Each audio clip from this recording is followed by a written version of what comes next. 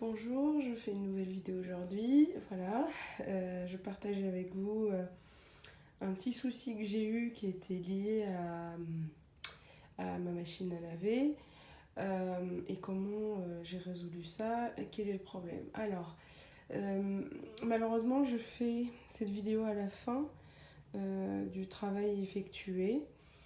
J'ai pas pensé à la faire avant, mais quand j'ai vu le résultat, je me suis dit ça serait bien de le partager avec certaines personnes parce que, qui connaissent pas, hein, bien évidemment, parce qu'il y a des gens qui connaissent pas ce matériel-là, à quoi il sert, euh, en quoi ça peut être très utile. Alors le problème que j'ai eu, cet appartement, il est en forme de duplex. Là, vous voyez les escaliers, vous connaissez un petit peu parce que j'avais déjà fait des vidéos concernant cette cuisine l'année dernière.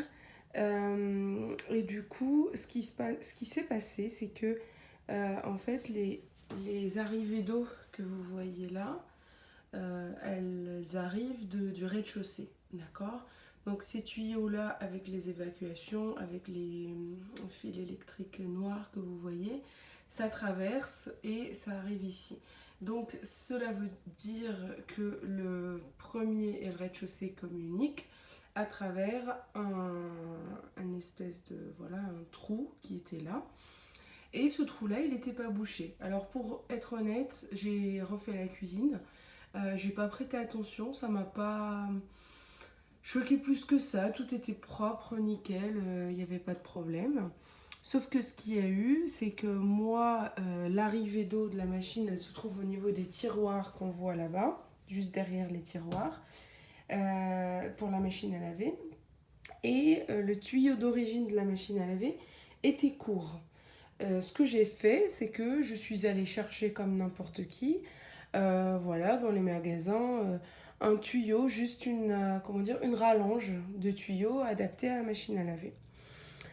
Or, que le tuyau qui était livré d'origine avec la machine à laver, il avait un joint de ce côté-là, et normalement, il devait avoir un joint de l'autre côté.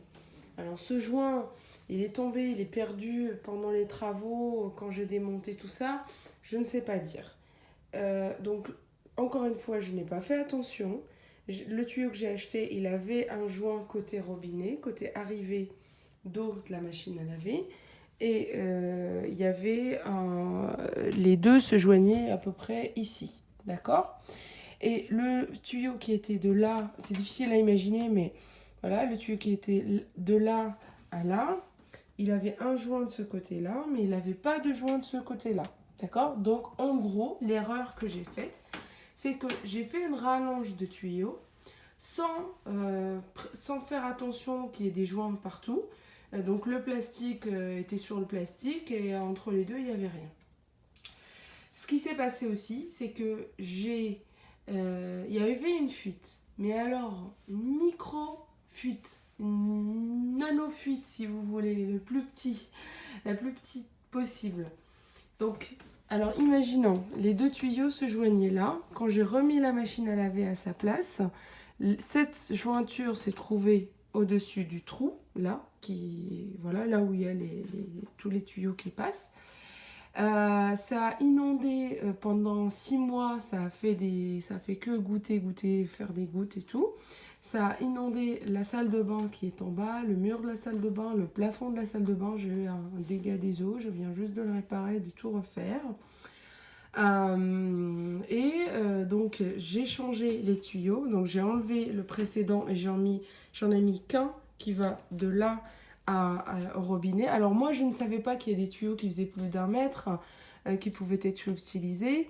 Donc quand j'ai cherché, j'ai trouvé. Donc premier conseil, attention, évitez les raccords. Dès que vous rajoutez un raccord, un truc, ça rajoute une possibilité de fuite. Si vous avez quelque chose qui va de bout en bout, voilà, c'est nickel. Deuxième chose à retenir, c'est que moi, par exemple, si ce trou avait été bouché correctement, là il est bouché, hein, je vous expliquais comment j'ai fait, je le dis encore, les personnes qui savent déjà ce que c'est pas la peine de regarder cette vidéo, ça va rien vous apprendre, mais en tout cas, moi je m'adresse aux personnes qui ne savent pas. Donc si ce trou avait été bouché, l'eau aurait coulé sur le carrelage et la personne qui habitait dans l'appartement ou moi, je l'aurais vu. D'accord? Il faut faire très attention à ce genre de choses. Moi, j'apprends en même temps en faisant des choses et en faisant des erreurs. Et puis je partage, c'est vraiment tout d'abord pour que les gens apprennent aussi de mes erreurs, parce que une fuite ou un dégât des eaux, ça coûte très très cher. Et moi, ça m'a coûté plusieurs mois voilà, mon appart n'était pas loué. Ça m'a coûté de l'argent, j'ai déclaré ça à l'assurance, mais voilà, c'est toujours des procédures pas possibles. Et puis quand on répare des murs où il y a eu un dégât des eaux, vous savez, c'est pas un coup de peinture qu'on met tout bêtement, hein. Je peux en parler plus tard, c'est pas l'objectif de cette vidéo, mais bon.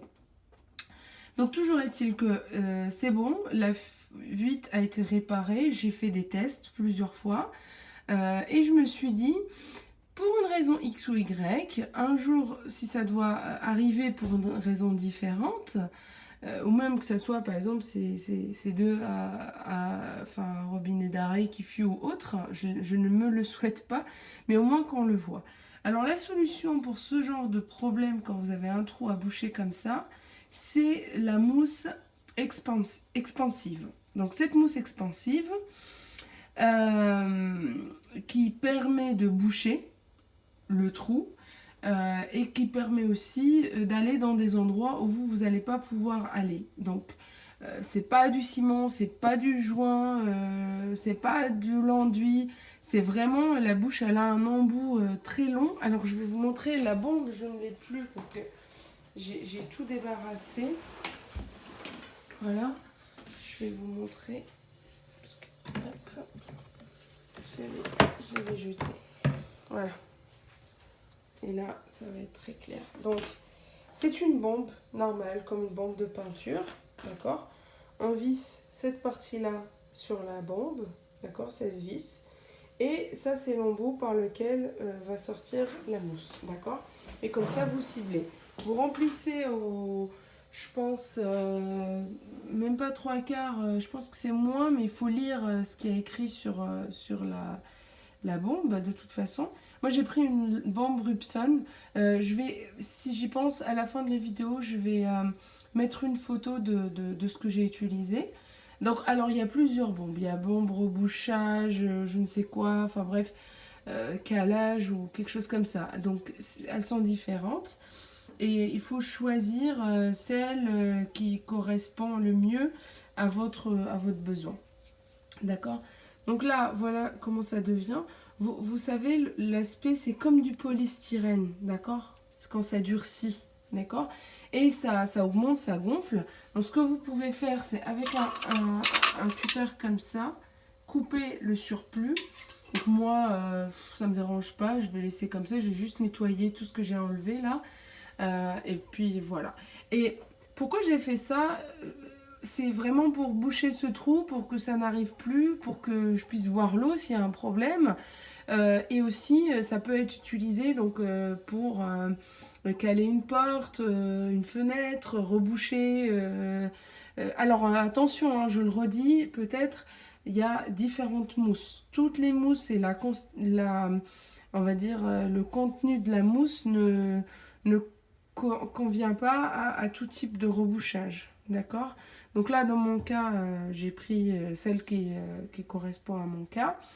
Et donc, je disais, il faut être très vigilant à ce genre de choses. Ça peut paraître bête.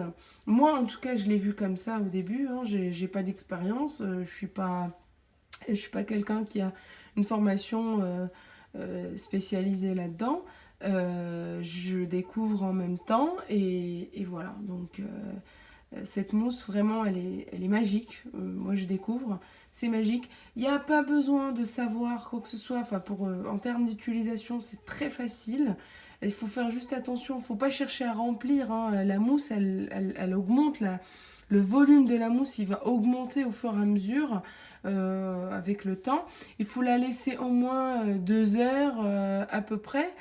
pour que ça sèche très très bien, pour que ça durcisse. Et à ce moment-là, vous commencez à couper. C'est-à-dire quand vous l'appliquez, vous n'y touchez plus, vous l'oubliez pendant plus de 2 heures.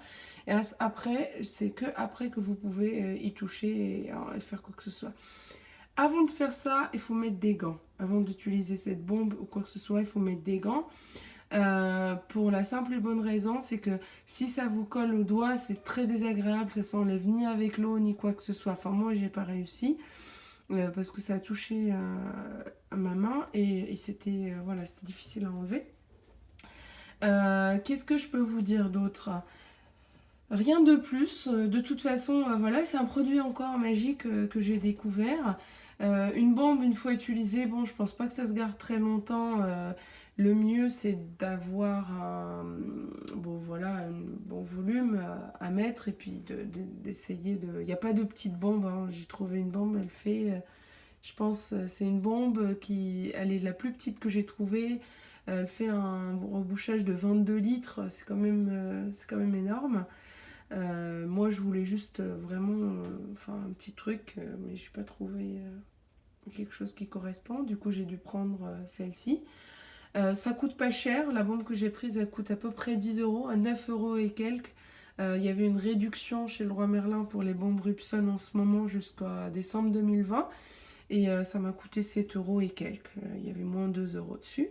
Et puis voilà, donc je suis très très contente de mon travail et du résultat et je l'espère que ça va le faire. Alors moi, il y a quelque chose auquel j'ai pas pensé, mais peut-être que je vais le faire plus tard. Ici, je me mets sous le plan de travail. Ici, j'ai une évacuation qui a été bouchée. Et là, ils ont mis un bout de tissu. Alors moi, j'y ai pas pensé, mais après, on m'a dit ah bah, t'aurais pu faire un coup de bombe ici pour reboucher, d'accord? Au lieu de s'embêter à mettre un chiffon comme ça a été mis ici, d'accord? Mais voilà, c'est quelque chose que je ne savais pas, que je vais faire. Et puis, donc voilà l'aspect que ça donne. On dirait de la neige, on dirait c'est très très dur, hein, c'est extrêmement dur. Enfin, là, c'est un petit peu mou, mais là, par exemple, c'est extrêmement dur. Vraiment, hein, ça rebouche très très bien. Et puis, si on veut l'enlever avec le temps, bah, ça s'enlève très facilement, quoi. Mais là, il n'y a pas de raison de l'enlever. Donc, c'est un endroit où c'est sûr, je vais pas avoir besoin de l'enlever, quoi. Le but, c'est au contraire, c'est de boucher ce trou qui m'a causé tous ces dégâts et à cause duquel je n'ai pas pu voir cette fuite parce que ça n'a pas fui sur le carrelage, ça a fui dans ce trou qui communique avec la salle de bain et qui a inondé toute la salle de bain. Donc le problème est résolu maintenant, tout va bien et puis voilà. Alors ça c'est la mousse expansive que j'ai utilisée. Moi j'en ai utilisé une multi-usage. Alors isole, cale, rebouche. Et donc il faut lire le mode d'emploi. Donc elle est utilisable dans tous les sens. J'ai un peu de mal je l'ai réutilisée aujourd'hui, j'ai un peu de mal à l'utiliser dans un sens, mais bon, il ne faut pas hésiter à faire un test. En fait, il n'y avait que du gaz qui sortait, alors à voir. Je dirais... alors là, vous avez un indicateur ici. Il sert à quoi cet indicateur? Il sert à vous dire est-ce que la température d'utilisation est bonne ou pas. Alors la température d'utilisation elle est comprise entre 5 et 30 degrés. Voilà, il ne faut pas qu'il fasse trop chaud, il ne faut pas qu'il fasse trop froid non plus. Et puis surtout bien laisser sécher avant de couper ni quoi que ce soit. Alors l'embout que vous allez avoir avec, moi je l'ai enlevé, il est en train de sécher, il est réutilisable, d'accord? Il faut juste, parce que moi je l'avais jeté, je ne savais pas si ça allait être réutilisable ou pas. Je ne sais pas si on le voit bien, ici, là. Là, on voit un embout comme ça. On voit pas ici, on voit peut-être plus ici, mais il est transparent, donc ça se voit pas bien. De toute façon, voilà, cet embout, il faut faut le laisser sécher au moins 2 heures. Alors, peut-être plus, parce que vous savez, c'est une sorte de tube transparent en plastique. Et ce tube transparent en plastique, ben, en fait, il est isolé. Enfin, isolé, il est. Voilà, la matière qui est à l'intérieur, elle est quand même isolée du froid ou de l'air, ce qui est au milieu.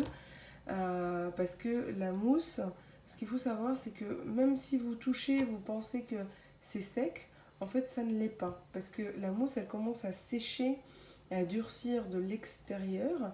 Et petit à petit, ça arrive jusqu'à l'intérieur. Bon, c'est normal, hein, c'est comme une soupe, je dirais. Et du coup, ce qui est en contact avec l'air, il va sécher et ça va entrer petit à petit. Pour ça, c'est pareil. Il faut attendre que ça sèche et après le retirer. Parce que ça durcit, ça devient tout dur et vous avez tout qui vient. Pour la partie, en fait, comment dire, le tube qui va bien, et ben, il faut juste attendre, laisser même toute une nuit. Moi, je l'ai utilisé hier pour la première fois. Et je l'ai nettoyé aujourd'hui. Je pensais ne pas l'utiliser, je l'ai récupéré et je l'ai réutilisé. Ça fonctionne très bien. Enfin, il n'était pas bouché ni rien du tout. Tout est en plastique et je pense que c'est ça qui fait que ça adhère pas. Et comme vous avez toute cette partie-là qui est, comment dire, peut-être que j'ai dit une bêtise, hein, c'est pas parce que c'est en plastique, mais quand vous tirez dessus, la mousse, vous pouvez l'enlever, hein, faut vraiment tirer dessus sur tout le morceau et tout vient. Donc là, c'est le même cas, hein, vous tirez dessus et ça vient par petits bouts, quoi. Donc voilà, je vais peut-être la réutiliser ailleurs du coup, parce que et puis il y a une date d'expiration, là c'est juillet 2021. Je pensais que j'allais juste l'utiliser et puis l'acheter, mais en fait, non, pas du tout. J'ai bien lu la notice et ils disent bien qu'on peut la garder jusqu'à la date de péremption. Voilà, je vous ai tout dit. N'hésitez pas, des commentaires, des questions comme d'habitude. Hein, si vous avez vu d'autres vidéos à moi, de toute façon, je réponds toujours aux commentaires si je peux, si je sais, et si je sais pas, je sais dire aussi que je ne sais pas. Et puis, vous pouvez vous abonner et puis activer les alertes si vous voulez avoir toutes les nouveautés et être notifié pour les vidéos que je mets. Merci.